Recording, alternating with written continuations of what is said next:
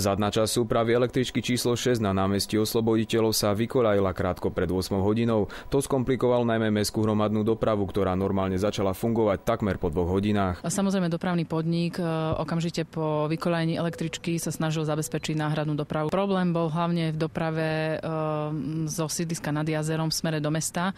Zo staničného námestia v smere na sídlisko nad jazerom električky jazdili, ale nie v opačnom smere a takisto nebolo možné vypravovať električky zo staničného námestia v smere k Domu umenia, čiže tam na týchto úsekoch bola potom doprava riešená autobusmi. Išlo o električku staršieho typu, podľa našich informácií však nehodu nespôsobila technická závada. Príčiny tohto vykoľajenia samozrejme dopravný podnik v súčasnosti prešetruje. Až po zistení aj týchto príčin budeme vedieť potom vyčísliť aj následky škody. Tohto roku ide o prvé takéto vykoľajenie. Pri nehode električky z januára tohto roku, ktorej nedala prenos ávia, sa zranilo 20 ľudí. Dnes sa na námestí Osloboditeľov nikomu nič nestalo.